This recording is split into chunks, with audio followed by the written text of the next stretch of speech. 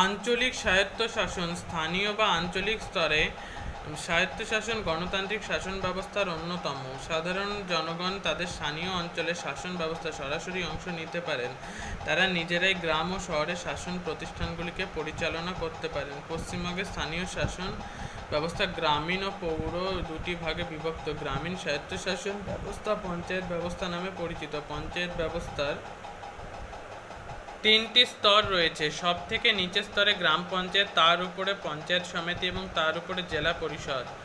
গ্রাম পঞ্চায়েত পশ্চিমবঙ্গের পঞ্চায়েত ব্যবস্থায় সর্বনিম্ন কিছু গুরুত্বপূর্ণ স্তর হল পঞ্চায়েত। পঞ্চায়েত আইন অনুসারে কতগুলি পরস্পর সংলগ্ন গ্রামের সমষ্টি নিয়ে পঞ্চায়েত এলাকা নির্ধারিত হয়। গ্রাম পঞ্চায়েতে প্রার্থী হতে গেলে একজন প্রার্থী হতে হলে একজন ব্যক্তিকে অবশ্যই পঞ্চায়েতের অধীনস্থ ভোটার হতে হবে। কেন্দ্র রাজ্য সরকারের চাকরিজীবী কোনো ব্যক্তি গ্রাম পঞ্চায়েতে প্রার্থী হতে পারবে না। পঞ্চায়েতের সদস্যরা সার্বিক প্রাপ্তবয়স্কদের ভোটাধিকারের ভিত্তিতে 5 বছরের জন্য নির্বাচিত হবেন। গ্রাম পঞ্চায়েতের নির্বাচিত প্রতিনিধিদের মধ্যে থেকে একজনকে পঞ্চায়েত প্রধান আর একজনকে উপপ্রধান করেন। বর্তমানে প্রধান উপপ্রধান পদটি 1/3 মহিলা সদস্য এবং জনসংখ্যার অনুপাতে তপশিলি জাতি উপজাতিদের মধ্যে সংরক্ষিত করা হয়েছে।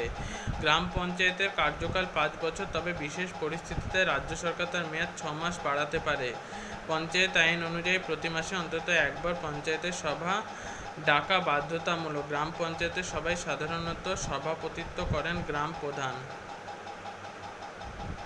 পঞ্চায়েত সমিতি পশ্চিমবঙ্গে পঞ্চায়েত ব্যবস্থার দ্বিতীয় স্তর হল পঞ্চায়েত সমিতি। কয়েকটি গ্রাম নিয়ে একটি ব্লক তৈরি হয়। ওই ব্লকের নাম অনুসারে নির্দিষ্ট পঞ্চায়েত সমিতির নামকরণ করা হয়। ব্লক উন্নয়নের সার্বিক দায়িত্ব পঞ্চায়েত সমিতিকে দেওয়া হয়। পঞ্চায়েত সমিতিতে তপশিলি জাতি উপজাতি সম্প্রদায়ের কোনো মহিলা সদস্য না থাকলে সেক্ষেত্রে সরকার তাদের মধ্যে থেকে সর্বাধিক 2 জন সদস্য নিয়োগ করতে পারেন।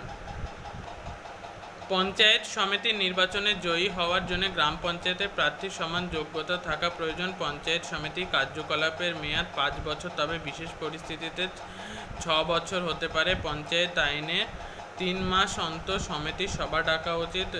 পঞ্চায়েত সমিতির নির্বাচিত সদস্যগণের মধ্যে নিজেদের মধ্যে থেকে একজন সভাপতি, একজন সহসভাপতি নির্বাচিত করেন। সমিতির সভায় সভাপতি এবং তার অনুপস্থিতিতে সহসভাপতি সভাপতিত্ব করেন। সভাপতি পদটি গ্রাম পঞ্চায়েতের মতো 1/3 মহিলা এবং জনসংখ্যার অনুপাতে তপশিলি জাতি ও উপজাতিদের জন্য সংরক্ষিত। জেলা পরিষদ 2013 সালের 13 খ্রিস্টাব্দে পরিসংখ্যান অনুযায়ী পশ্চিমবঙ্গে 19টি জেলার মধ্যে কলকাতা ও দার্জিলিং বাদে প্রত্যেকটি জেলায় জেলা পরিষদ আছে। জেলা পরিষদের প্রার্থীর সমতুল্য প্রার্থী হওয়ার জন্য কোনো ব্যক্তি গ্রাম পঞ্চায়েত বা পঞ্চায়েত সমিতি প্রার্থীর সমতুল্য যোগ্যতা থাকা দরকার। জেলা পরিষদের কার্যকাল 5 বছর, তবে বিশেষ পরিস্থিতিতে মেয়াদ বাড়ানো হতে পারে। পশ্চিমবঙ্গে পঞ্চায়েত আইন অনুযায়ী জেলা পরিষদের ক্ষেত্রে 3 মাসে অন্তত একবার করে অধিবেশন ডাকা বাধ্যতামূলক। জেলা পরিষদের সভায় সভাপতিত্ব করেন সভাধিপতির বর্তমানে সহসভাধিপতি। জেলা পরিষদের নির্বাচিত সদস্যরা তাদের মধ্যে থেকে একজনকে সভাধিপতি এবং সহসভাধিপতি নির্বাচিত করেন। সভাধিপতি ও সহসভাধিপতির পূর্ণ সময়ে নিজ পদে থাকাকালীন কোনো লাভজনক সংস্থা, ব্যবসা ও পেশায় নিযুক্ত থাকতে পারবেন না। পৌরসভা পশ্চিমবঙ্গের স্থানীয় স্বায়ত্তশাসন ব্যবস্থার অন্যতম অঙ্গ পৌরসভা। রাজ্য সরকার প্রতিটি পৌর অঞ্চলে কতগুলি ওয়ার্ডে ভাগ করতে পারে। সেই প্রতিটি ওয়ার্ড থেকে একজন করে প্রতিনিধি নির্বাচিত হয়। পৌরসভার সদস্যদের বলে কাউন্সিলর।